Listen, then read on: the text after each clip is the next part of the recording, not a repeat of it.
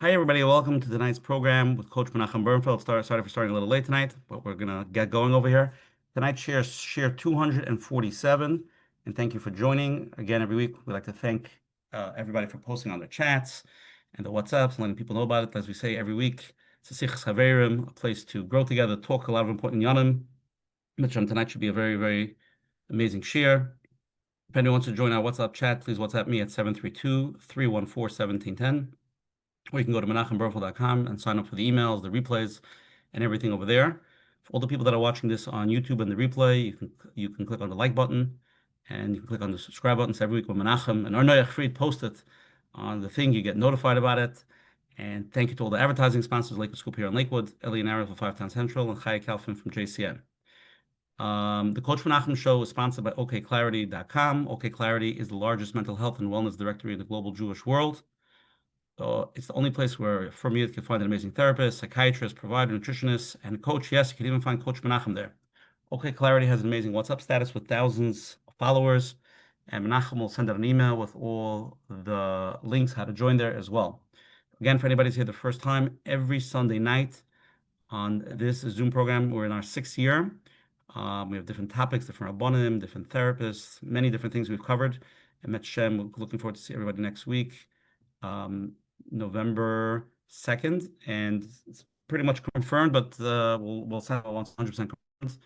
Should be a very powerful topic, and Hashem, we will send it out to everybody. So again, we're going to start off first with our Gematria. Tonight's share 247. We're going to turn over to Arnoyach Fried on the topic why we're having Rabbi Yonasan Schwartz over here on share 247. What's the Gematria? Shalom Bayis, everyone, to Zoom share number 247. Tonight's share is Lili Nishmas, the 4 Bukhrim that were tragically killed in the car accident a little over a week ago. The names are Habacha Shloime Abba ben David HaKohen, Habacha Arnosen ben Rav Moshe Shimon, Habacha Chaim Simcha ben Rav Gershon, Habacha Yaakov ben Rav Moshe. The Neshama should be a meditation for all of us, and the Neshamas should all have an aliyah. Tonight's topic is Shidduch to Shalom Bayis. Finding the right one, understanding Hashem's plan, and trusting yourself through life's challenges. Specifically, when it comes to Shidduchim and challenges, and life's challenges, many people have so many questions and doubts and are so worried and nervous. One must realize that Hashem has a tremendous strength. Hashem is running the entire world with all its details, and surely Hashem can find you a Shidduch and take care of your challenges. Which leads us up for tonight's Gematria of 247, Koyach HaBoide, the strength of the Eibishter. Okay, we're going to turn over now to Coach Menachem Bernfeld. Sunday night, noch al yom tovim. The winter is starting. What are we doing here tonight? What are we talking about? What are we trying to accomplish tonight? Welcome everyone. Welcome back to Let's Get Real, Coach Menachem. I want to welcome all the newcomers. Tonight we're doing number 247, Baruch Hashem, with a lot of Siyata D'Shmaya. And we have this host to have Rabbi Yonasan Schwartz. He's been on the line, and the good ones, not always easy to get. So here we are, Baruch Hashem, discussing not always easy topics. We've had this topic, Shidduchim, Shalom Bayis, but we know that it's not always that simple, or maybe it is, but we're trying to find the answers. Talking about Shidduchim, there are so many people involved, and for everybody to be happy, even the parent and the child, they all see it from a different angle. So they have open communication. What's the relationship until the time of Shidduchim? Now the parents want to marry off the kids. There are many people that are doing the right thing, and sometimes it's a challenge. There are challenges out there. The question is how the parents deal with it, how the kids deal with it. It could be a real challenge. Just to acknowledge that. Talking about life challenges, I just want to mention before we start the program, many times up by us, Frim Eden, we go with the concept of, Emin Betuchen, we want to rely on Hashem, and we believe everything Hashem does is good.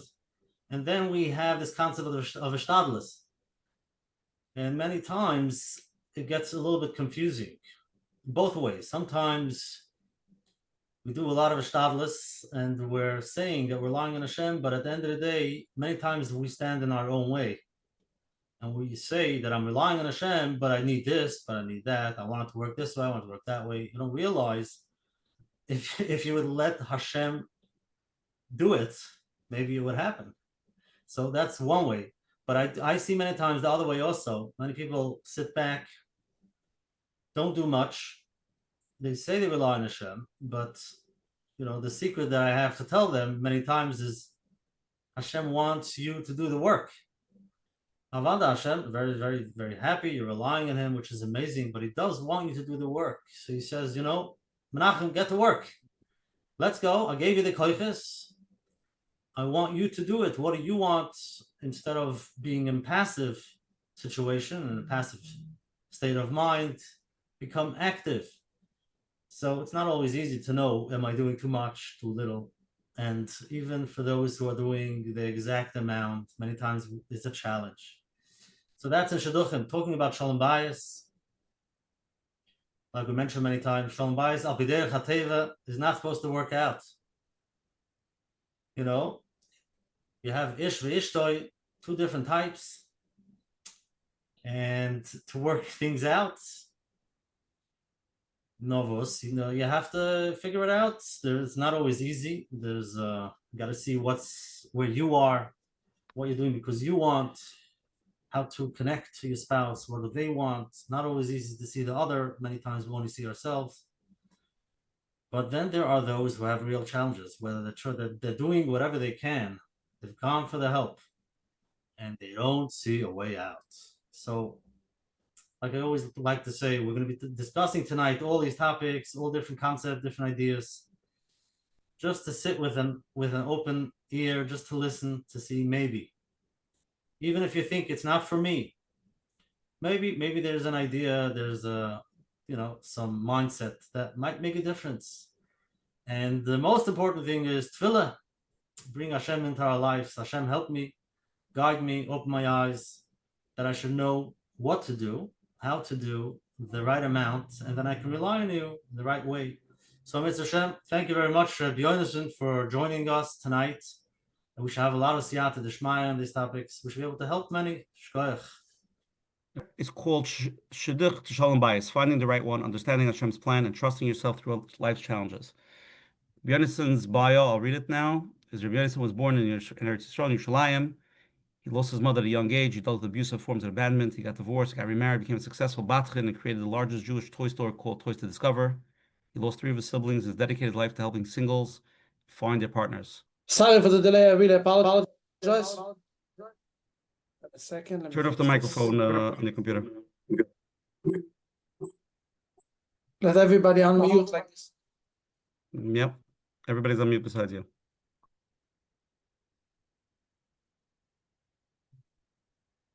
We're going to speak here tonight about the topic of Shalom Bayis and Shidduchim. The Chofetz Chaim once asked his Talmidim, where are we are mispal davening for Shalom Bayis? And everybody said a different answer. One said by Atochaynu Ludam Das,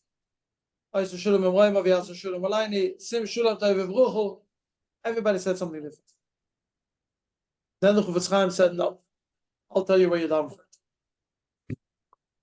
When you say by Lekayne Tzoi L'Shoni, after the all 19 brachas, you say V'nafshi ke'ofo l'koel tiyeh. My soul should be like earth. I should be basically humbled. I should have another. I should be able to have the achnua. This is where you're down for Shalom Bayis. That's what Chofetz Chaim said. And it's unbelievable how much truth it is. How much true it is for somebody who is doing so much in this subject of Shidduchim. I'm telling you, where do you daven for Shidduchim? Same thing. People are constantly, when they're going into Shidduchim with their kids, most people, again, whatever I'm talking tonight is definitely not a general rule, but most people try to score points with the mechetunim that they're going to get. I was a mashadach with this and this. I was a mashadach with this and this. And so many problems and things that you have to see, you don't see because you're busy to look on the package. And you're not busy to look at the nafshiko for the very famous story with the Chofetz Chaim. Chofetz Chaim once, before Sukkah, is building a Sukkah. And after he finished building the Sukkah, Chofetz Chaim, every minute was crucial and valuable. Wife told him, you know, I really don't like the Sukkah here. I think you're going to move the Sukkah over here. This side, it's going to be much better. More lighting, more sunshine. I like it over there. I took apart the Sukkah. They built it exactly where his wife wanted. I think the story stops here, right? After his wife saw the new place where he just rebuilt the second time the Sukkah, he asked him, you know, so Mayor, I think that you're right. Put it back in the first place. I packed the Sukkah again and built the Sukkah in the first place. It's a fascinating story. But I want you to imagine what would have happened if the Chofetz Chaim, like most of us, would have said, excuse me, I already built the Sukkah. What do you want from now? Now I should go take it apart and build it in another place? Yes, I want you should do that. I don't want to do that. It will start all struggle, all fight. Doesn't matter who's going to win. But the mitzvah from V'somachta b'chagecha v'yisu ach someach is gone. His wife probably would be disappointed the entire Sukkah. You know, if you would have listened to me, I don't have to play out the entire game. You know exactly what would have happened. Between husband and wife, if you didn't want to do it exactly as she wanted, or she wouldn't want to do it exactly as you wanted, tickets would be no more zman zeh b'chasayim. This is called benafshiko falakorti. And I'm telling you, when it comes to Shidduchim, it's almost the same point. People are running into a concept. They have the magic word. Most people have no clue what that means. Bashert. Bashert is a magic word.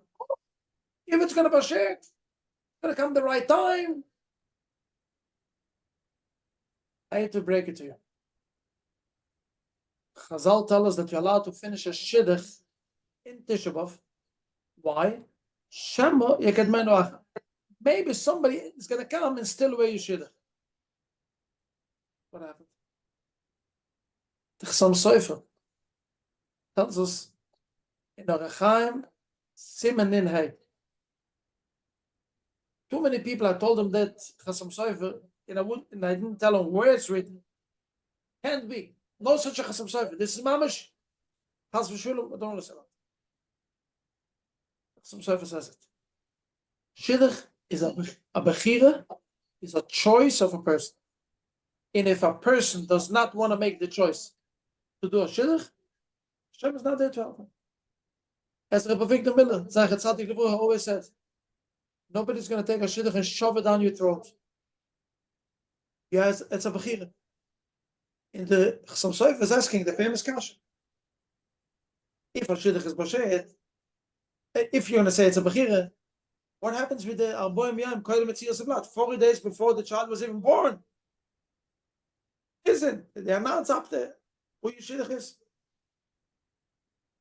Sofer is answering, Ein Lonu Eisek Benistos. We have no idea what this means.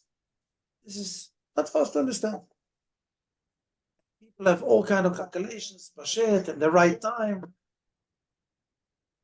I can elaborate on that very much. I'll conclude with somebody came to Chazon Ish that he can't find his b'shet. He's over 35 years old. Can't find his b'shet. The Chazon was the epitome, minim betuchen.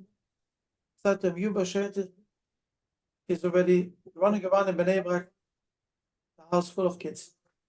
You threw away your Bashetet. Let's all be open-minded about how to look for a Shidduch. It's Hashem, B'Shem Hashem, Nasav and Atzliach. Ready for questions? Okay. We're going to start first with the poll. Rabbi Yonasan, see on the other computer if you could unmute yourself now. Maybe that works. Just try. Let's see. No? Okay, I'm On your main computer. Because you have two sign-ins over here. You see an option to unmute there? No? I don't see option for me. Okay.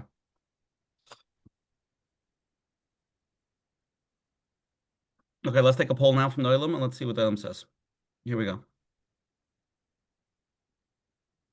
It's a 3-question poll. First question we're asking everybody. When it comes to Shidduchim, what do you find the most challenging? 4 possible answers.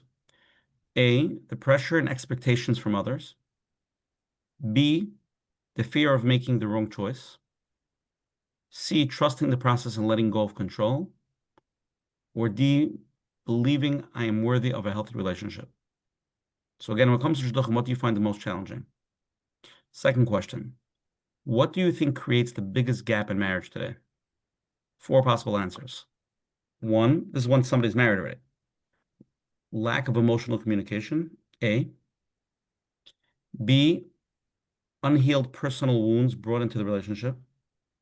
People are coming in with too many issues. C, unrealistic expectations of what a marriage should look like. Or D, not knowing how to handle conflict with compassion.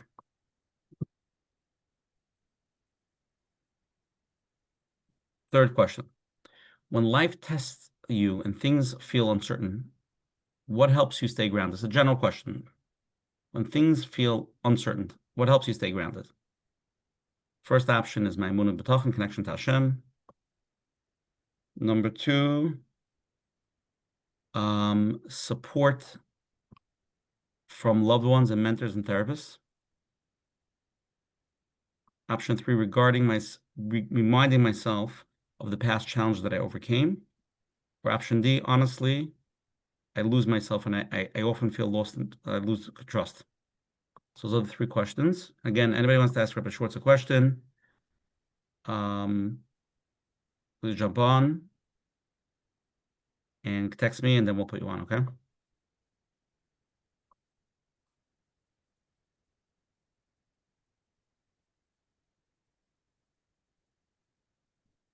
Five seconds to answer. Say it again? I'm letting people answer the polls and then we're going to see what everybody answers. Give them a few seconds to answer. Okay, here we go. So be honest, and this is the first question. When it comes to Shidduchim, what do people find the most challenging? 9% of people say the pressure and expectations. Number 1 answer people are saying is the fear of making the wrong choice. That's the hardest part to have with Shidduchim. 34%, the second most answer is trusting the process and letting go of the control. 8% believing I'm worthy of a healthy relationship. So be honest, what do you say to the first poll question? What's your opinion? So right away I knew this is going to be the number 1 answer. People have a fear to make the wrong choice. And the answer to that is very simple.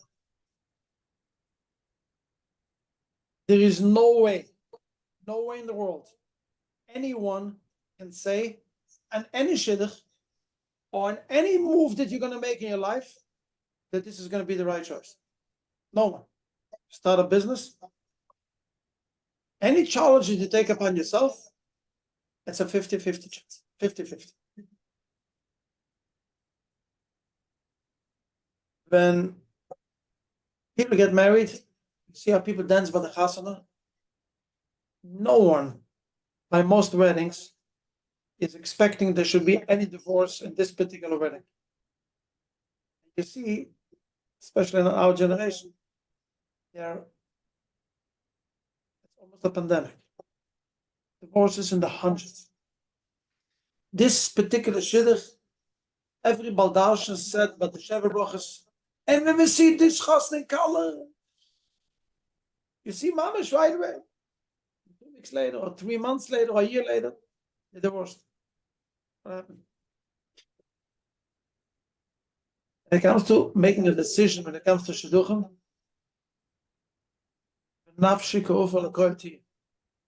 you are going into the Shidduch with Siyata D'Shmai and live yourself completely on Hashem. You have to try, you have to do the Shtadlis to do the right thing. I'll tell you two fascinating stories. I met one of the Chushiv Rabbunim, a very famous Rav. He told me this story last year. He married off 7 kids. His wife, he told me, by every name, she gets a notebook, writes the name of this boy or this girl, and she starts information. And every name that was ever suggested, if it didn't become right away a no, he has a notebook full of pages written pages with information. She knows who the dentist was, who the doctor was, which playgroup they went, every little detail about this particular thing. So he tells me this Rav, the Shidduch that did happen, the 7 kids, not one notebook. She knows which super snack they took to camp. She knows every detail. He tells me this Rabbi Yonasan, 7 kids later, I'm looking back to this information that my wife wrote. Doesn't begin and does that. Have hand and no feet. I made all the information. People change. Most people change for the better after the Chasana. Unfortunately, some worse. All this information that you're going to make, it's important. I'm not going to tell you it's not important. Digging and digging and digging and digging. Not going to change. People throw away Shidduchim because they heard something. They heard from 10 people good, 1 person, and they're running away. No, not for my own. A year later, bring me back what you suggested me a year ago. There's always fear of making the right choice. I understand it. It's normal. It's natural. We are parents. We want the best for our kids.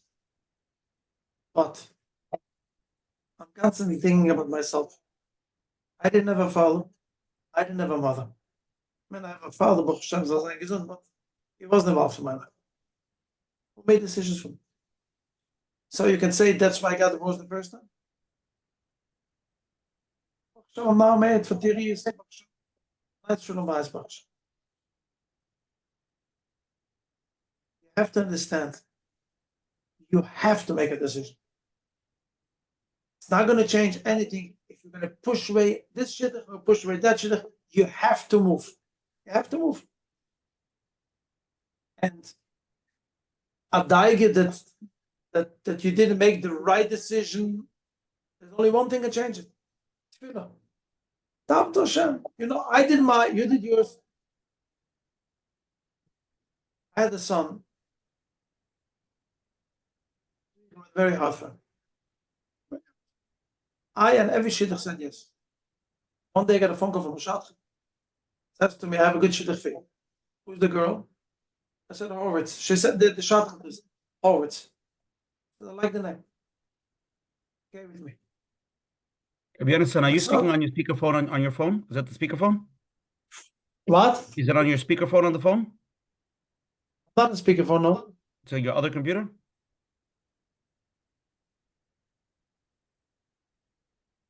I'm on my computer, I'm not on my phone. Okay, sorry, continue because it's just not clear. Okay, continue. Anyways, she suggested Horowitz, and I agreed. Fine. My son went out with the girl. I never saw the girl. A couple of weeks later, I traveled to Manchester to speak a couple of events about Shidduchim. And the bottom line is, my son calls me up and he tells me I ran out with her 8 times and I'm ready to do the shidduch. I now found out that you're in Europe. So we're gonna wait till Thursday night till you're gonna come back. That was on a Sunday evening. Told my son, you like the girl? She likes you. Finish the Shidduch now. Says to me, you didn't see the girl? I don't have to see her. I don't have to like her. You have to like her. No, it's socially off. It's not the right thing to do. Blah, blah, blah. Tell him, you know something, I have a solution. We're going to make a quiet l'chaim. Going to come back on Thursday night. Yeah. He agreed. Made a quiet l'chaim. I said Mazel Tov on the phone. Another live video. L'chaim on the phone. I came back Thursday night and I saw my number getunen. I was a little bit shocked. A Lutfak as Lutfak can get.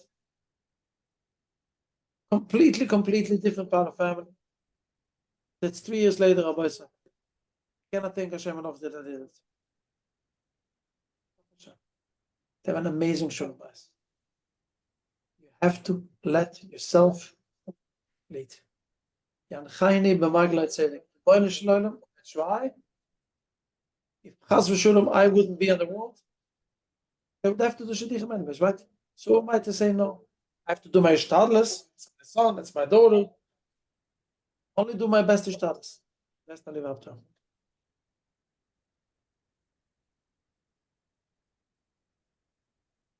Okay, let's go to the next poll question. Second poll: what do you think creates the biggest gap in the marriages today? This is the answer, four possible answers, and it's pretty split actually. Number one, lack of emotional communication, 24%. B, unhealed personal wounds brought up into the relationship. That means people are getting married, not gesinnt. They're coming in with a lot of wounds, 34%. 27% of people, unrealistic expectations of what marriage should look like. And 15% not knowing how to handle conflict with compassion. So Rabbi Yonasan, from all the answers, what's your opinion? It's creating a lot of issues in the marriages today from what you're seeing. So it really doesn't matter what the percentage of the answers are. Because in each case, in each couple, it's different. And for this couple, each answer is 100%, 90%. So definitely unhealed wounds is a very, very big issue. The good part, and unfortunately, it's not such a good part. The good part is that today, Baruch Hashem, there's help for everything. Dealing a lot with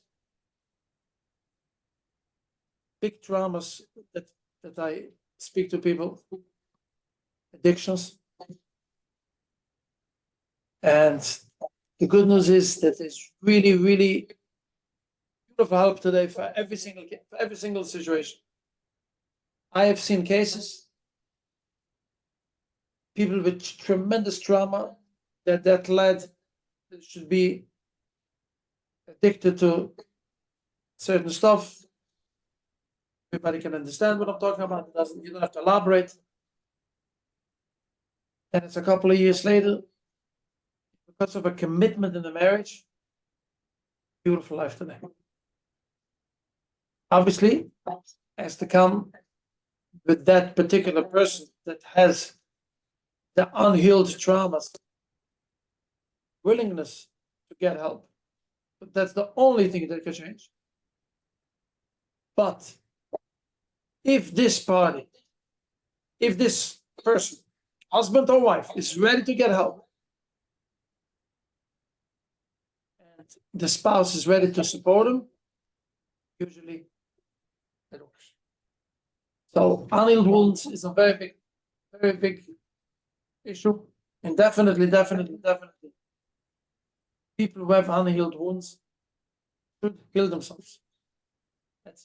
That's like the Torah. Lo b'shamayim. You have to go through oceans. You don't have to go to the sky.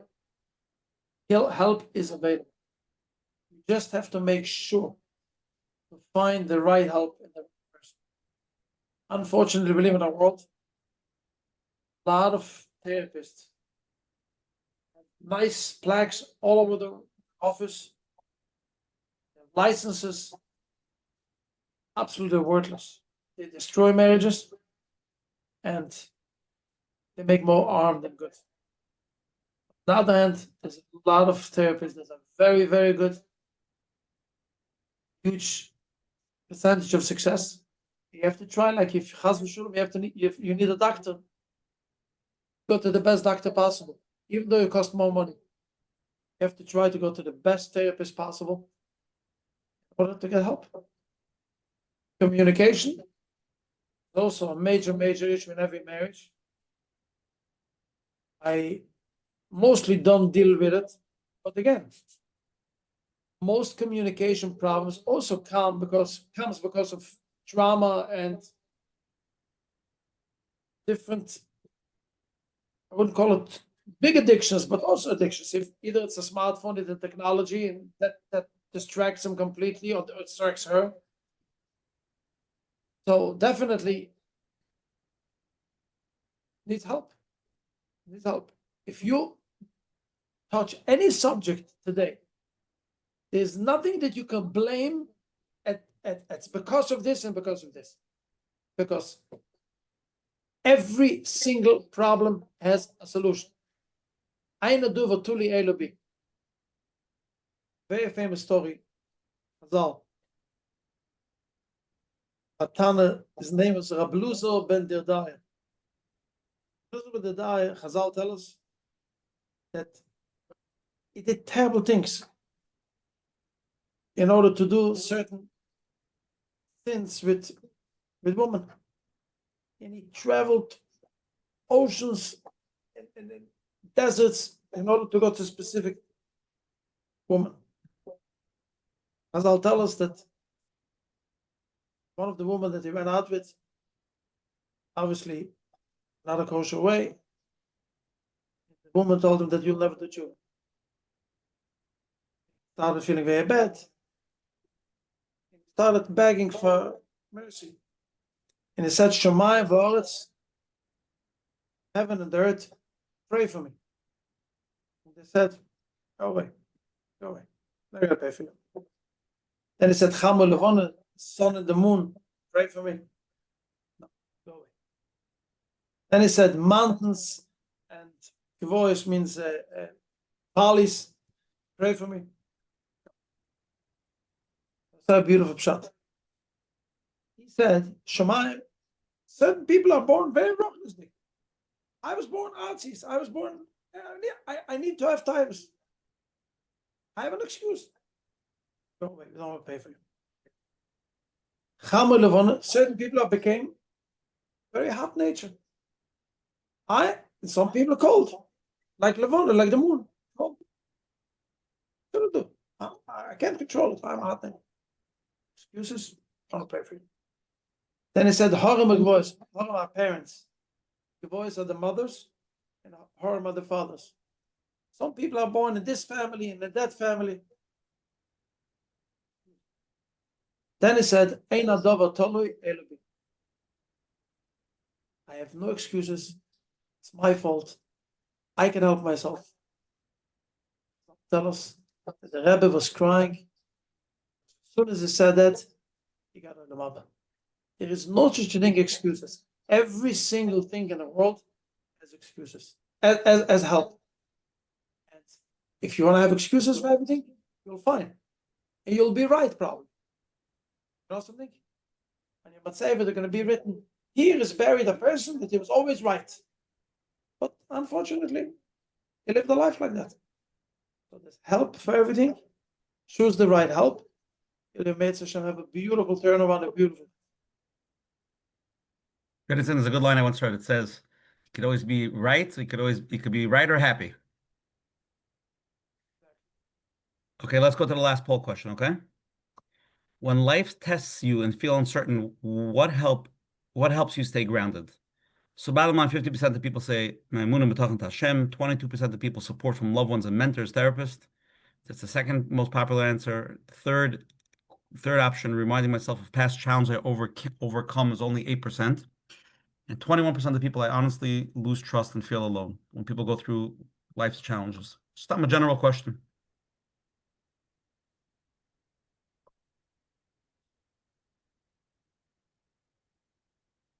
So The good news is that 50% people still say emunah b'tach. Yep. 8% say we lost, and I don't blame them. I don't blame them. Can't blame anyone. People go through very, very tough lives. Everybody can take it differently. My mother passed away when she was 31 years old. Her father, I remember very well, way longer than my mother.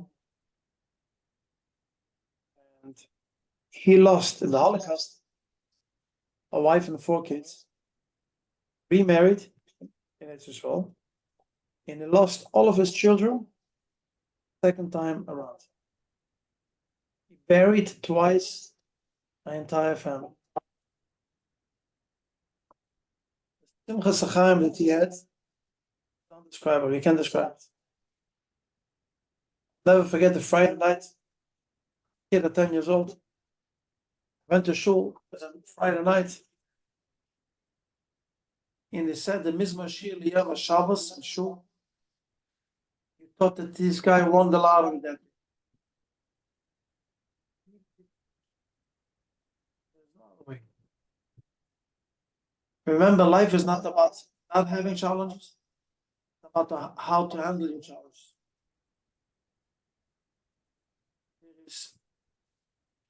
There is no greater help in life than having emunah b'tach. My grandfather was happy. He believed that this is what Hashem wanted. I never understand what Hashem wants. I have to understand. It was with such a clear, such a minute, you can't imagine. He's my role model. And people who feel lost, I understand them. Not everyone has the same strength. Not everybody has the same power. Some people have one challenge after the other, and after the other, after the other. Just can't handle it. And here comes in the support. The person must have support. A very famous kasha. Hashem gave to the Mitzrim 10 makkos. Very well known, Chazal tell us that Dams Vadei Akinim, Makkah was worse than the other.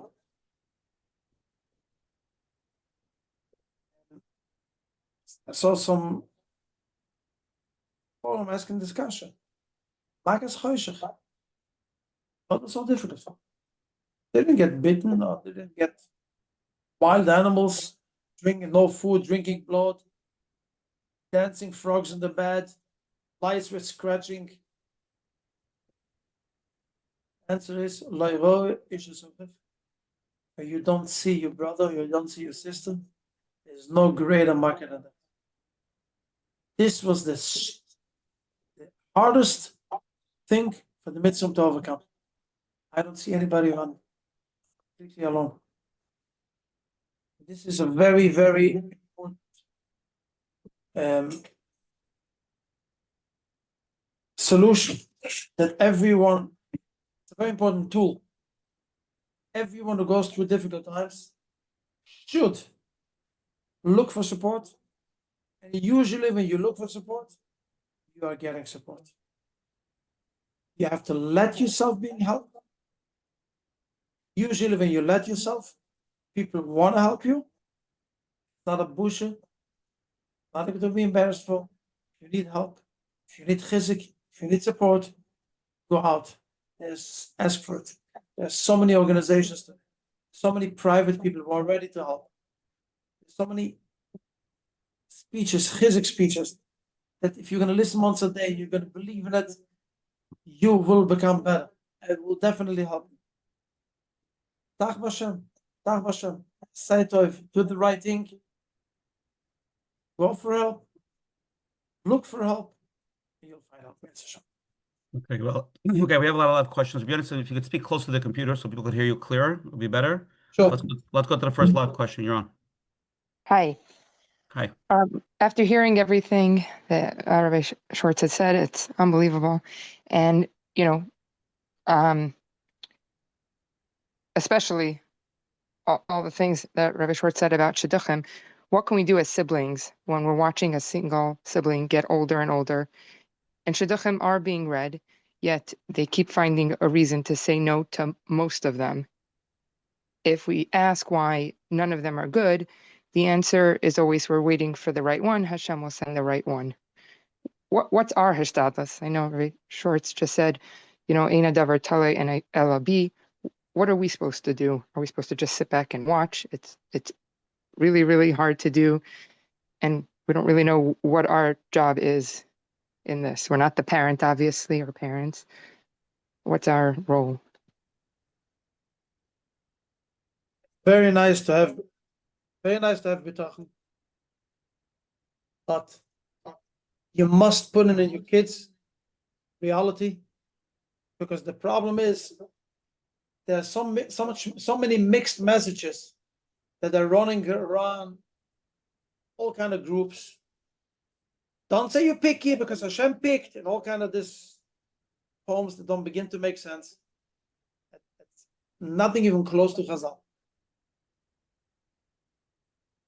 I know somebody who had a very difficult time to do a Shidduch. He went to one of the Rebbes in New York.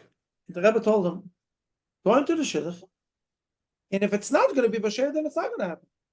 Why do you always say if it's going to be Bashir, it's going to happen? Just do the opposite. Just go into the Shidduch. It's not Bashir, it's not going to happen.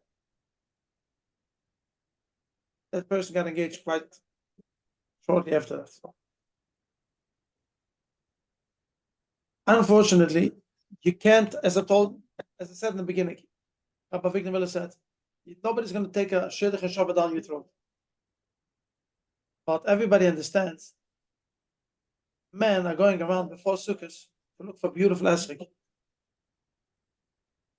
The difference is, you know that Erev Sukkot, 6 o'clock in the afternoon, I have to have a esrog. After that, I will not have a esrog. Yom Tov is over. But look, oh, this is a spot. Oh, this is not green enough. This is not yellow enough. This is not from Morocco. And this is not from Yerushalayim. Yeah, it's all good.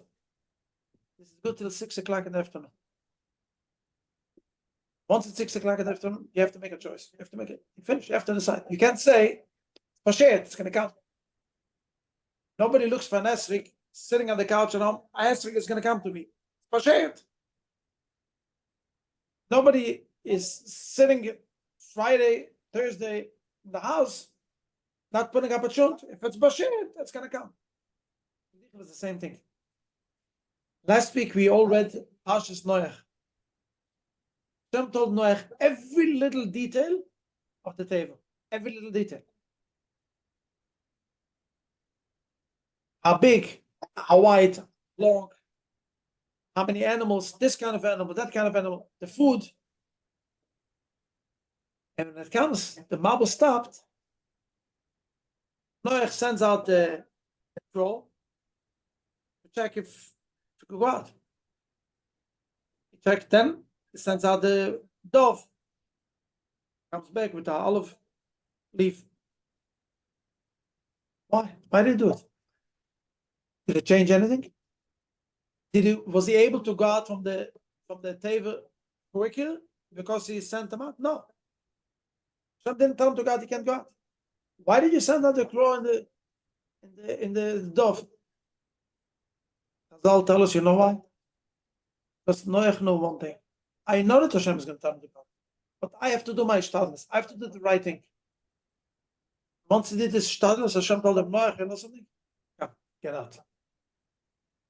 Shidduch is the same thing. You have to do your shtadlus. Vishnitz Rebbe, Reb Mottele, Zachat Tzadik Levucha, said to his wife and he had a big family, for every child, in this date, we're going to do a Shidduch. We're going to see all the suggestions that are on the table. We're going to pick the best one, and we're going to finish it. You can always say it's going to come a better one, and wait and wait and wait and wait. But unfortunately, life is short. And if you would see it, just before this Zoom started, I had over here next door in my office a boy who is 35, and his mother is looking still for the perfect girl. You have to ask me what to do. You have to explain to your siblings. There is no such a thing as a Mishlim. There's no such a thing as a Mishlemes. There's such a thing as a Mashlim and a Mashlima. One is Mashlim the other. I'm not perfect. My wife is not perfect. We try to make it together, perfect couple. Nothing will come better just by saying, oh, Mashiach is going to come. A lot of people have to understand that they say, if I daven, Hashem answer, I have to answer my tefillas. I don't know how many of you remember, but I remember it very well. Probably many of you remember. A couple of years ago, the late 1990s, the Israeli soldier was kidnapped by Hamas. And his name was Nachshon Wachsman. His father's name was Yehuda Wachsman. He was a frum soldier. And everyone in Israel davening. And thousands and thousands and tens of thousands. Ladies who were completely free. Never lit candles in their life before Shabbos. So many people took upon themselves. And they did candles for Shabbos. They davened. Took upon themselves good things. Unfortunately, Shabbos in the afternoon, it came the news. Also Shabbos for the Frumoilum. They knew where he is. Starting to try to release him. And he was killed. One of the news reporters, a left-wing news reporter, asked the father, I don't understand. Thousands of ladies put on Leiras Shabbos, candles for Shabbos. Tens of thousands davened. What happened to you, God? Where's Hashem? He answered something very fascinating. Hashem listened to my tefillahs. He answered no. His answer was no. Same thing with you boys or girls. Hashem listened to exactly what you want, and Hashem told you no. Listen to the message, no. Moshe Rabbeinu asked 515 tefillahs, and Hashem told him no. And you learned tefillah, the entire subject of tefillah we learn from Parshas V'eschanan, where his tefillahs wasn't answered. This is where you learn tefillah from. This is what you have to explain. You tried, now you have to live with Hashem. The next Shidduch that you goes in, not perfect, it's not a Mishlam, it's not a Mushlemis. Try to make it work. And that's the only thing you could do. Okay. A lot more questions here. Let's go. Let's get into it.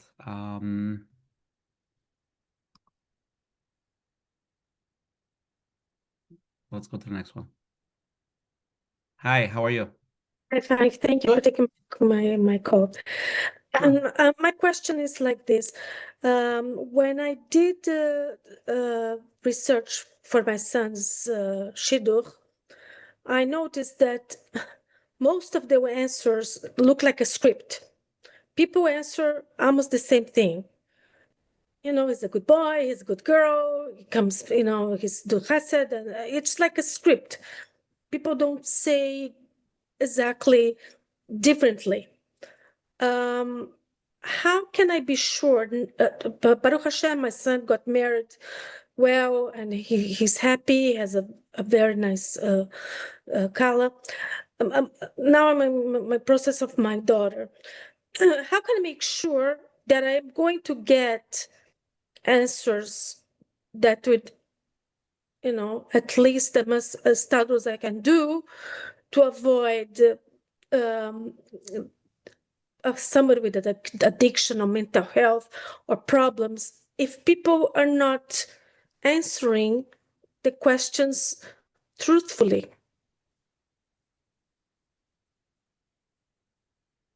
So basically, you're asking, you're trying to understand it. I'm trying to see if I understand the question. Basically, you're saying that you're asking information, and you just want to make sure that you're getting the right answers. You feel that you don't get the right answers. Is that correct? No, I get answers, but they're vague. You don't get the answers. Like, even if you ask directly, I ask directly, does this person has any mental issue or addiction? I'm not sure. I don't know. Maybe you should ask somebody else. I don't remember anyone answering straight. And I've heard lots of stories, unfortunately, that the truth came out after the wedding. So how can we get information about important issues if the real issues are hidden? So you never know the truth about anyone. 100% never know. 90% people who have addictions suffer in silence. Nobody knows about it until after, unfortunately, they get wedding and they get married and comes out. There's musik in Bedikas Chametz.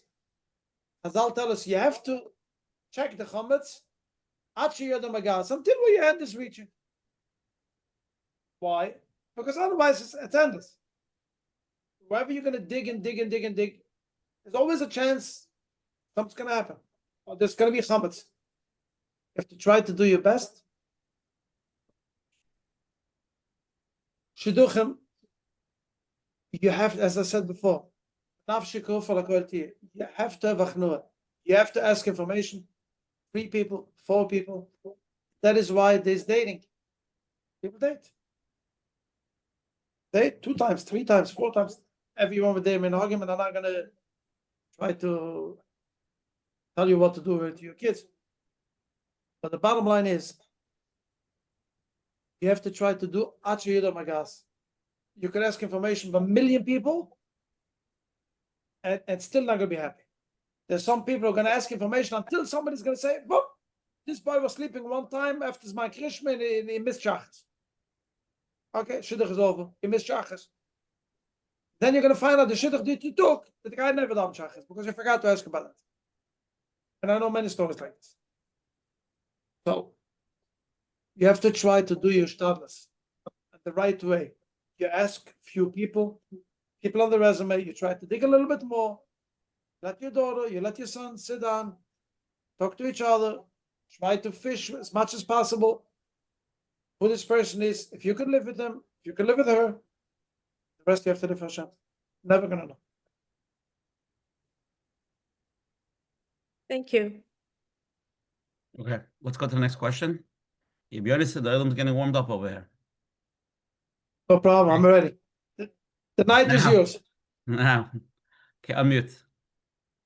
Let's read the same name. Let's see. Oh, there you are. Okay, You hear hi. me? Yep. Okay, so we're in Hasidic circles. My son is turning 22 very soon, which is considered pretty old. He had asthma as a child, and he's still taking a preventative med. When we turn to medical shatchunim, they say that it's such a slight issue that it's not considered a medical issue. They wouldn't have any ideas. And when we speak to the regular shatchunim, they bring us outrageous ideas like 30-year-olds or deaf girls. And it came to a point where we were considering a diabetic child, a diabetic girl. And when the mother came back saying that her daughter is really healthy and there's really nothing wrong with her, and they said no. So we're not here, we're not there. We're being very, very humble. We're listening to everything. We're saying yes to anything that's suitable. But everybody's just very, very scared when it's really a slight issue. So we really don't know where to turn. I mean, we're turning to the Eibishter, but what's our step? What's our shtadlus? Because we're at a loss. According to what you're describing, you're making all the right shtadlus. Hashem should help you, it's going to come the right one. In the Chassidish circle, unfortunately, it's a girl's market. A girl with type 1 diabetes can do a very regular shidduch. The Chassidish Oilem, we have more boys than girls. The Litvische, we have way more girls than boys. That's why I constantly talk about we need to make the Litvische Oilem to start marrying Chassidish boys. There's absolutely no choice. And now that we're in it a few years, I'm starting to understand why the Rabbunim are saying, don't say anything, wait till the last minute, which we tried, which didn't work 3 times. And now we're understanding because the Hasidic crowd is just, they're really very, very picky. And I guess it is a girls' market.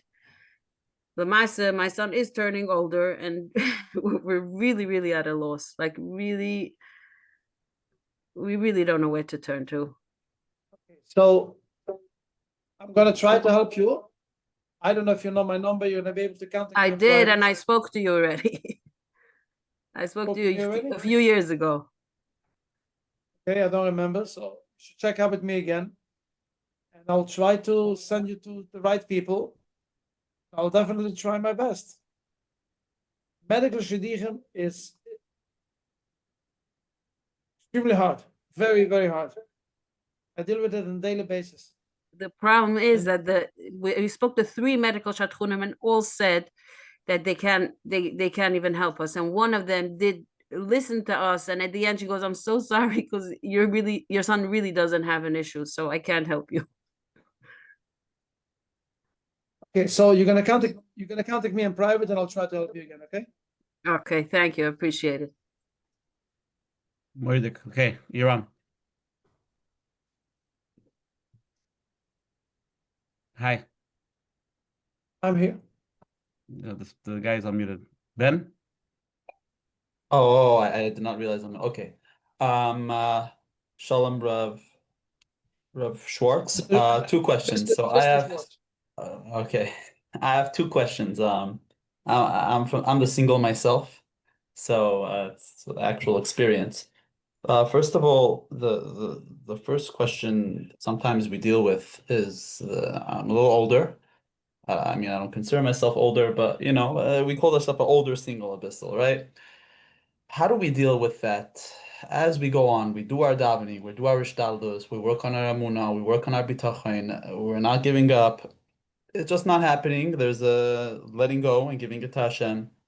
But there's the moments of pain, and there's not just the pain, the feelings of accomplishment.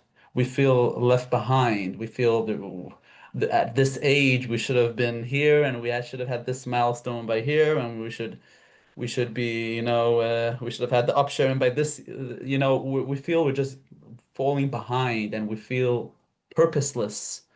And moments of pain come up. Like, how do we deal with growth? What is the growth one is supposed to go through while they're still waiting for their beshert? And my second question is, it's about being picky. So obviously, I'm very self-aware of myself, and I notice myself the idea of being picky, and there's on one side this feeling of, you know, I've gone out with more and more people, I've noticed more and more things out there, and I know what's more perfect. So kind of we want to make a better selection. We have a more of an idea of what's perfect. And also it's like there's this voice of, you know, I waited till now, I'm just gonna go for this. I know this is not the ideal anymore. And on the other hand, there's a part of us that would say, I don't want to say desperate, but like we want to get married already. So how are we supposed to balance those two? I'm talking about being aware of it, not I'm being aware of both parts of ourselves to understand we waited till now, and you know, there's a part of us you just have to take something, and then there's another part that, you know, you have experience and you realize what's more valuable in getting married, right? So those are 2 different questions, if I was clear enough. So first of all, I'm not gonna ask you how old you are. Doesn't matter. I am going to tell you one thing. That there's the word balance does not belong here.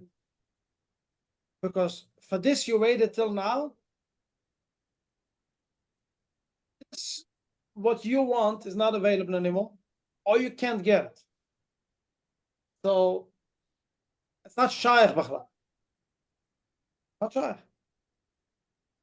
Chazal tell us that the richest woman of Yerushalayim, her name was Martha Bas Baisas, the richest person in Yerushalayim. Chazal tell us in Masechtas Gittin that she sent out a messenger, slave, whoever, to buy bread. Came back, this kind of bread that she's always used to, it's not available anymore. There's only available Haskaibo. That's not such a good quality bread. So listen, there's a hunger. Go buy it. Okay with it. Came back. The slave came back. Sorry. By the time I went and came back, it's sold. Now it's only available even a lower grade. Go get the lower grade. By the time he came back and forth, sorry. The only thing is left now is Sa'orim, which is kind of what it's called in English, no? Barley. Barley bread. Go bring barley bread. And by the time we came back, it wasn't barley left here. Ran out in the streets of Yerushalayim, took her entire money and threw it all over. What's money without bread, without food? You'd be a billionaire. You don't have food? Worthless. Unfortunately, in Shidduchim, it's almost the same thing. So many people say, I want this quality.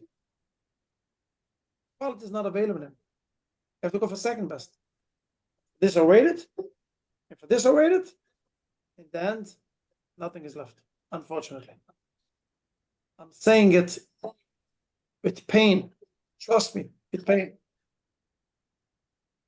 Comes a point, you have to make a decision. The next date that you have,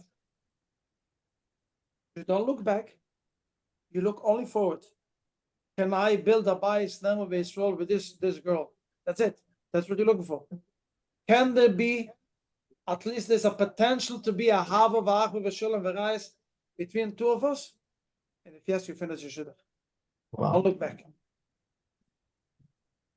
That's the only way to finish a shidduch. And about the support that what you asked the first question. Yes, it's a very, very the Torah tells us for a reason. By the way, there's a very famous quote. Why doesn't the Torah say Ra? Chazal tell us, you know why? Because every single thing that is bad is a little bit good in it. Even if it's bad, a little bit. And being alone, there's nothing good. Nothing good. So I understand that you have choices out there. Because you're telling me the only reason, not the only reason, that the thoughts that you have. For this I waited? Yes, for this you waited. Now this is available at 6 o'clock Erev 6 in the afternoon. And this is where you have to finish it. Yeshkach. It's Hashem, let us know. The Kur of Mamish. And for all of those that are waiting, only looking forward. Here's a question that somebody sent in. After years of marriage, I sometimes feel like my spouse and I are living side by side, not healthy not really with each other. We get along, but the spark and emotional closeness feel missing. How can I bring back connection without forcing change? Very, very good question. I like the last part of the question the best, without forcing change. So I constantly say it almost in every session that I have. A woman that is expecting to change her husband, or a husband who is expecting to change his wife, are unfortunately in for our most miserable marriage possible. There is no way to change anyone. The biggest proof of that is, look how difficult it is for you to change yourself. And you're going to tell me that you're going to change your spouse? You don't change people. People change because they make a choice. They make a decision to change. The real way to build spark is for you to be a better spouse. To try to do everything in the world to be a better spouse to your husband or your wife, or to wife, goes both ways. And usually the spark comes back, or the spark comes even stronger. When your spouse sees that you are ready to accept him or her the way they are, things are automatically becoming much, much better. And this is the answer to this question. Yes, sometimes you feel you live side by side, but when you're going to show your spouse, I respect you, I admire you, even when you have some difficult times, you work on yourself, automatically it's going to become that. It's kamayim punimel punimel. It's like a shadow.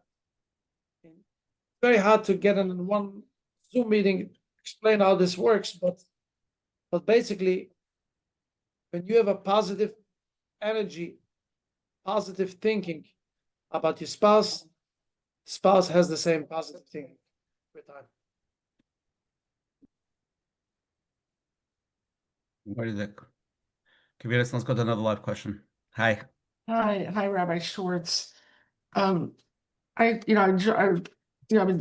enjoy listening to you, but I feel that maybe you're focusing more on, FFBs, as we call them here, people from birth, who maybe have a whole different experiences than a Baal Tshuva, who many of us do not have family to either guide us, mold us, support us.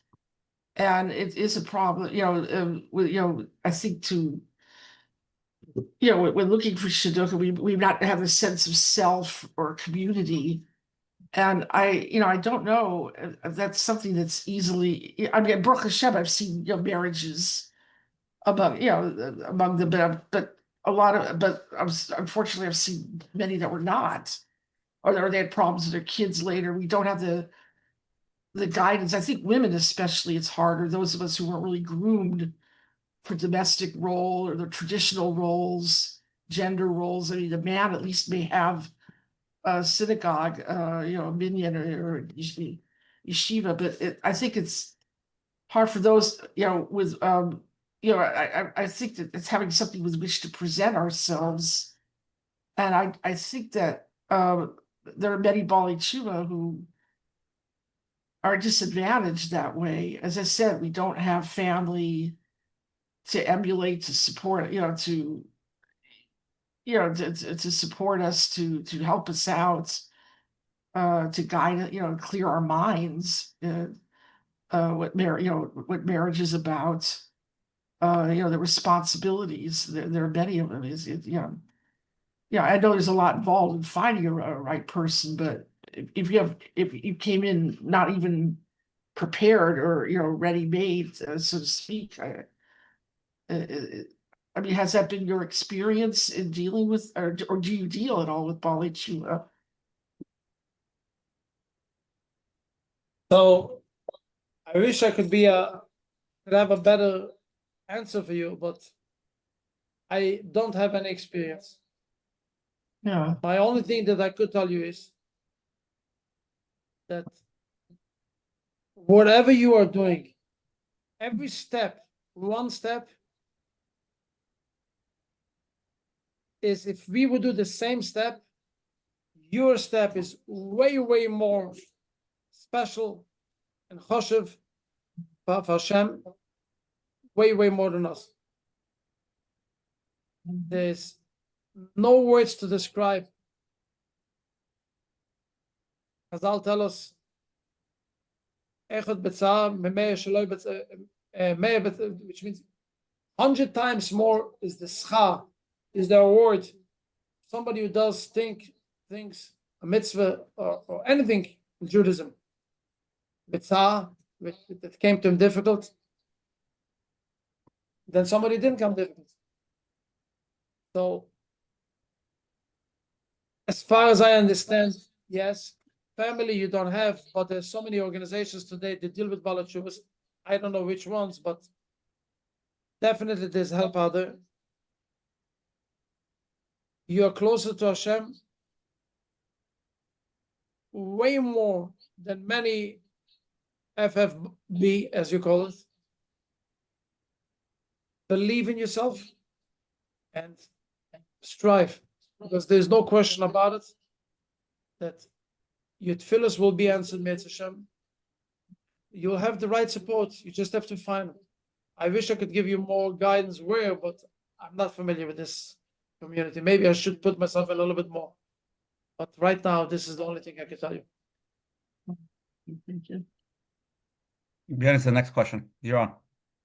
Hi, I was wondering if you have any suggestions for women who are 45 and older. It's very, very difficult. The guys are looking, the guys who are like 45 to 50 are looking for women who are much, much younger than them, and they're very, very picky about looks. And the guys who are available are like way, way, way older. So it's really difficult. What do you suggest? I always suggest get married with whatever is available in the market. There's no way to say anything else. You Yeah, have to but what understand. if we Yeah, haven't had children yet? So we want to marry someone who's young enough to still be a father, not a man in his 60s. Again, what? We want to marry, some of us have never had children, so we want to marry a guy who's young enough to be a father, not a guy who's in his 60s who already has grandchildren. Yeah, I totally understand. I totally understand what you want, but you also got to look what is available. And the most important thing, as I already mentioned tonight a few times, you have to see few things. What you have suggestions, you take the best one of that, because the time, the watch, is very, very cruel. He's moving. He's not waiting for anyone. So I know the problem. It's not a new problem. And it does look like this problem is going to change real soon, because, yes, unfortunately, men are looking for younger women, right or not, but you have to try to find whatever is available. Try to take the best. I wish I have a different answer to you, but I don't. I'm just curious. You're Chassidish, you're Litvish? No, Litvish. Litvish. And you considered anything out of the Litvish community? Yeah, I've considered Sephardi, people from other countries, Baalei Teshuva, Gerim, definitely keeping an open, like willing to date up to like 8 years older, but it seems like the guy is 8 years older wants somebody in her 30s. I would tell him the same. I would tell him the same answer I told you. And unfortunately, I cannot even tell you how many men who had the same question that you have now. I need somebody who is 8 years younger, 10 years younger. Suddenly, they're not 40 anymore, they're now 50 or 60. So time is running out. And you should try to see whatever is available. 10 years older, go from 8 till 10. You tried 8, it didn't work. So you go to 10, you go to 12. And being a father is really not about age. I mean, I understand what you're saying, but as I'm saying in English, you're only as old as you feel like. You see fathers that by 30 years old, they have patience for kids. Like, I don't know what, like, they really don't have patience. You see fathers that are 60, they have the most patience in the world. It's not a general rule.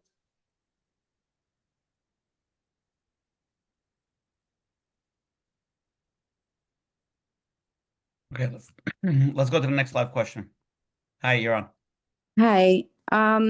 I'm just curious about this. I see in the Hasidic community, but maybe it's at in the community at large, that people are very hesitant to take a working boy. Everybody needs that learning boy. And there are tons of amazing working boys all over. And in my opinion, I don't understand why people want their kids to get married with no money in their account. And I also feel like a boy who's learning, like he's never been out in the world, and you don't know what he'd be like if he, eventually most people have to go to work. So you don't know what they're going to be like once they're working. Maybe they're going to get overwhelmed by, the world out there, and they won't even turn out to be such a erlich boy. So in my opinion, taking a working boy makes more sense because they're more, in some ways, maybe they're maybe they're a little more worldly, but if they're an erlich boy and they're working, then to me, it says more than a boy who was sheltered in yeshiva his whole life. I'm just curious, am I missing something? I should take you along to all my speeches. You're basically saying what I'm saying for years. Totally agree with you. I don't have not a single, you haven't missed a bit. Okay. No, I mean, agree I'm looking for a boy for my daughter that he's kaveh itim, he's an erlich boy, he goes to minyan 3 times a day, he's all the good stuff. But I think working is just a plus in today's world. I mean, who's paying their rent? I'm just curious, if your boy was right to you, 2 boys, one was in yeshiva now, one was working, you would first say yes to the working boy before the yeshiva boy? Yeah. I mean, I don't know. That's how I feel.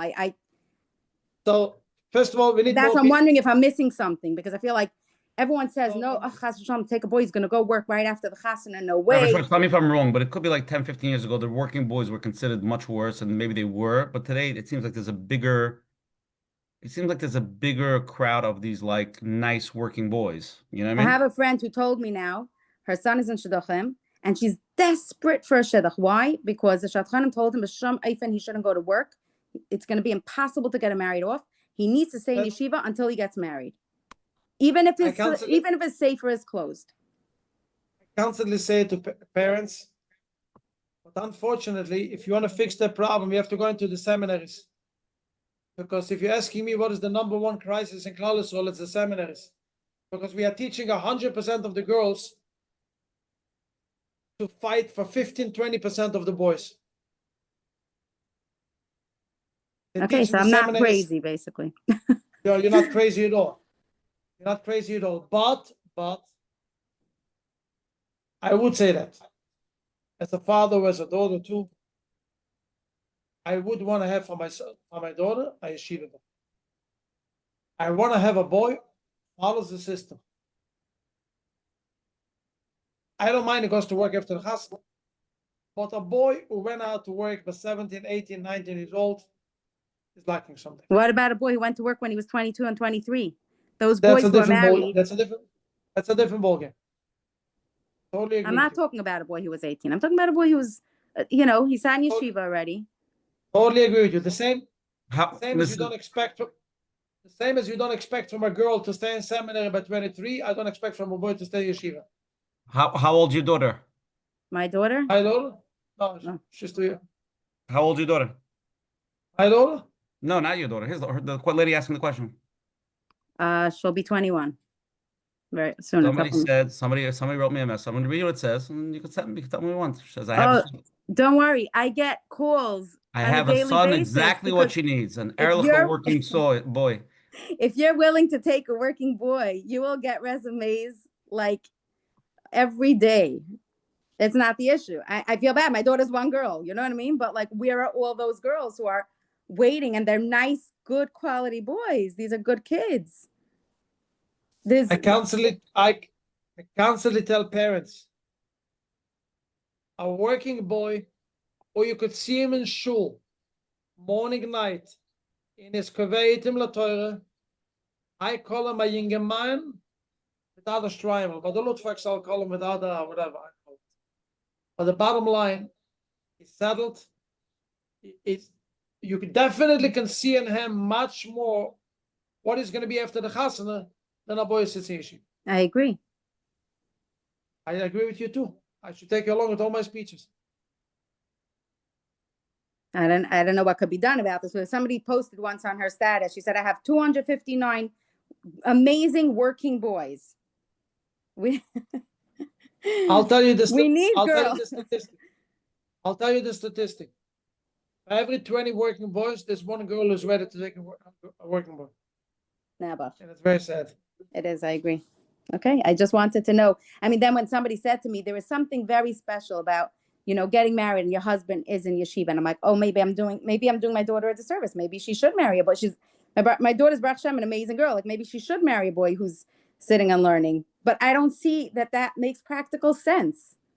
It's beautiful, but who's going to pay their rent?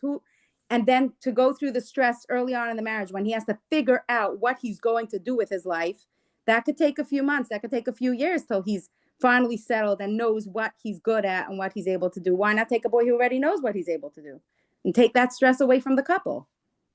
This is the crisis in the Litvish oil. You have to And come in on the every week Hasidic as well. because while you're on, I'm getting somebody read a shidduch to the oldest single boy. They're reading with this, and now for here he has shidduch. We could make a lot of shidduchim just by coming onto the Zoom. Absolutely. Just have to get the computer to work. Mm-hmm. Here's a question that somebody sent in. And thank you. Thank you. I realized that some of my reactions in marriage come from old wounds or pain from the past. I want to grow, but it's hard not to be triggered. How can I bring healing into my relationship without blaming or running away?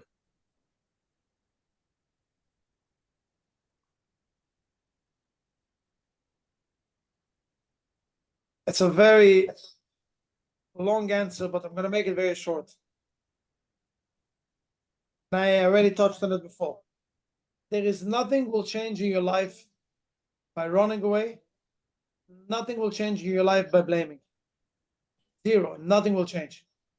Look what happened to Odom, Rishon, and Chava. Hashem told them, did you eat from the apple, from the Eitz Hadas? He said, my wife. He asked the wife, snake. Blaming only makes things worse. Not even a question. Running away leads to addictions. It leads to terrible things that only make things worse.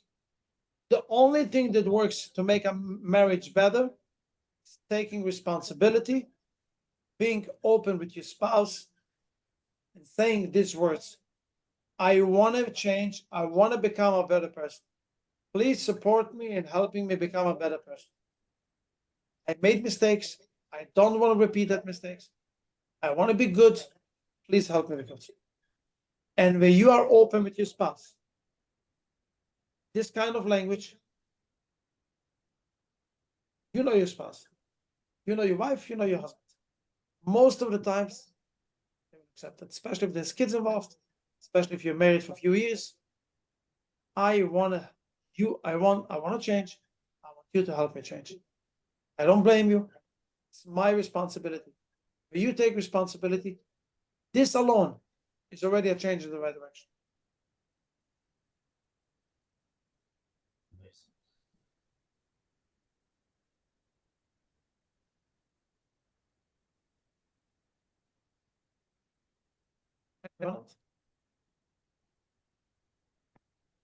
One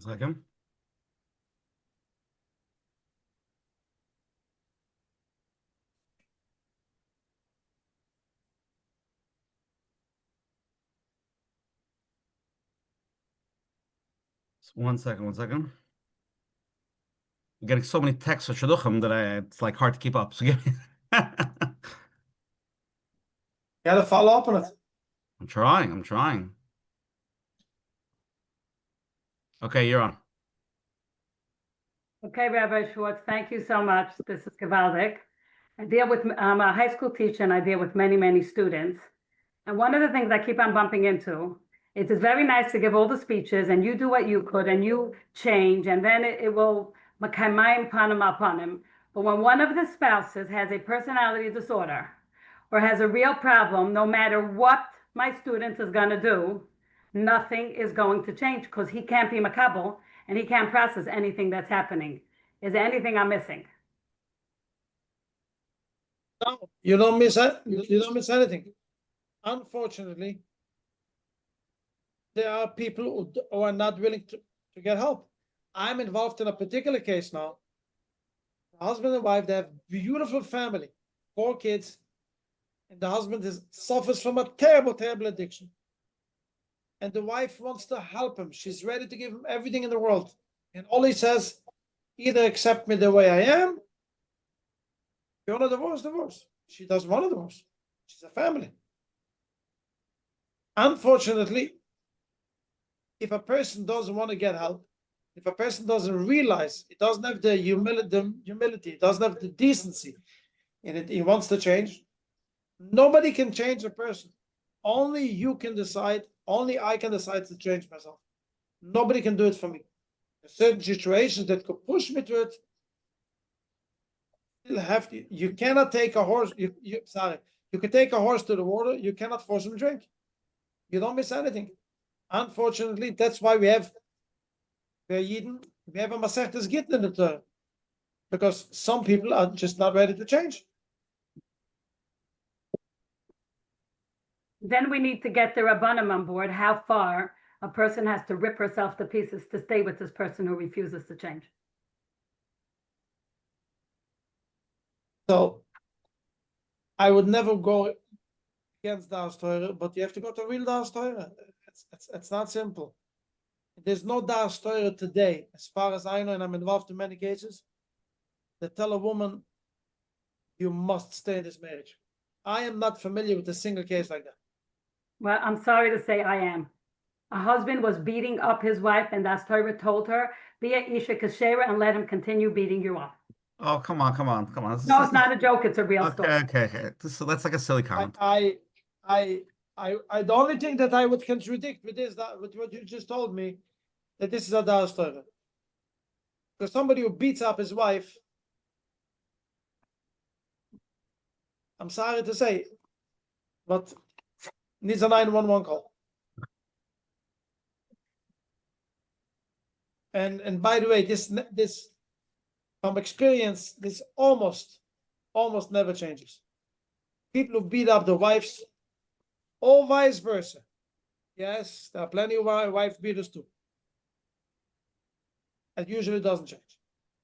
I know, but I don't find the Rabbanim are really happy. When I called the Rav to tell him that my student cannot, she wasn't even married yet. She cannot get married. She cannot hold a marriage.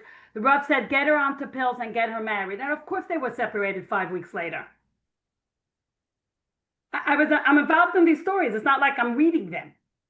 I'm trying to figure out how we can make this work. Of course we need Das Torah, but if Das Torah doesn't, I'm sorry I'm talking this way, but if they don't understand medicine and they don't understand mental health, we need to have Rabbanim that are trained in mental health, so we have Rabbanim who know what they're talking about. I want to tell you something. You don't need Rabbanim who are trained in mental health. 90% Rabbanim that I'm familiar with, actually all Rabbanim that I'm familiar with, if they would tell me such an extreme story, they'll tell the wife, sorry, you get a divorce. Okay, so then... And accept if you could go for help and get real help. Okay, then can I please have your info so I can have the Rabbanim that you're dealing with, please? My info is very public and you're going to be able to take it. I don't want to give it over here. No, I'll give it privately. Email Menachem. Menachem will give it to you. I'll talk privately. Thank you. Hatzlacha Rabba and Tiskol HaMitzvah. Okay, let's go to the closing part. But just before we go to the closing part, I just want to mention that there's a big need, Rabbi Yonasan, obviously we have to come back and deal with it. There's a big need with older singles, getting a lot of texts I see from older singles about just having an open Zoom with them. So I think we have to come back just really focusing on, maybe, I don't know the age, but, the older singles to come on and really hash it out. I'm just telling you, a lot of people are texting me. Not a problem. So I don't mind. We'll take a break, and we'll take a couple of weeks from now. We'll do one for all the singles. Okay, let's go to the closing part. Here we go. So, Gracious Koch for Rabbi Yonasan Schwartz coming on tonight. Sorry for the difficulties we had with the things. Hopefully, Hashem, next time we'll be more prepared. And again, for everybody that's here, it's a tremendous chizuk. And obviously, Shidduchim is things that right now it's been very difficult for Klal Yisrael with the whole Shidduch process. Some people go smooth. Some people it's difficult. Gracious Koch for Rabbi Yonasan for coming on and giving us time and giving tremendous chizuk. Hashem, hopefully next week on the Zoom ID, November 2nd, we'll have Tovia Blau, Jason Blau with Hindi Herman discussing alienation between younger kids and older kids. Certainly get a lot of people, so please join us. Hashem, we'll have more details once we confirm everything. So we'll see you all next week. If anybody has any questions, email coachmenachem@gmail.com. Everything was recorded. It'll be Hashem on menachemberfel.com, on YouTube, and on all the platforms, on Spotify and every place else. Tonight's share is 247. If you want to hear it on the phone, you can call 732-305-9011, 732-305-9001. Thank you to all the advertising sponsors, Lakewood Scoop here in Lakewood, Ellie and Arab, 5 Town Central, and Chayla Kaufman from the Jewish Content Network for always promoting us on all the platforms. We'll go to the closing part. I'll speak for a minute, then Menachem, and then Rabbi Yonasan. You can leave us with your closing thoughts. So I want to mention this is a very big topic. Obviously, Shidduchim, and obviously it's very sensitive, and we really need to work on it and really, I guess, be open-minded and try to really get through it. It gets more and more difficult as people get older, and it's hard. It's a difficult parsha. Mr. Rabbi Yonasan will come on to give a more focused program on older singles, maybe for the parents and for the older singles to get involved, to try to really break through some of the issues that are going on. And Hashem should be chizuk for everybody. And we'll turn it over to Coach Menachem now. Coach Menachem. Rabbi Yonasan, thank you very much. I think we covered a lot. And like we started off, there's a lot of tefillah, and then the question is of Ashtadlis. People are not sure when you're sitting and you have to make a decision. Decision is not easy. But just to hear what we heard tonight, by being able to look forward and seeing where I am, this is what I need to do without looking back. Again, not easy, but if we have to, we have to. And I would say, as a coach, many times I see there are people who are sitting with, with their trying to make decisions back and forth for a long time, and nothing moves them. Especially if you've been in this parsha for a while, you're like, okay, what's the rush? I've been, but speaking to Rabbi Yonasan, hearing the way he talks, it's like, let's go.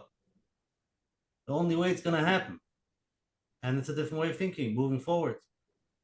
So Hashem should help all those that need it, help us all, whether the parents, the kids. We're not looking for perfect. We're never going to find perfect. And how do we know if it's the right one? You'll never know. It's you and Hashem working together. So, Agros Neshkoyach, and Hashem should be choinen das us all in Hashem. Yeah, Rabbi Yonasan, give us your closing thoughts before we end the program. Thank you for being Mizak. Thank you for being my Mizak to speak to the people. I hope I was able to help everyone. Chas v'sholom, never had any intentions to hurt anyone or to offend anyone. Could be sometimes words come out not the way I want, or some people didn't get the answer they want. I ask Mechila for that, but I can only tell you this. I only spoke what is my true experience, without any gears, just trying to help people.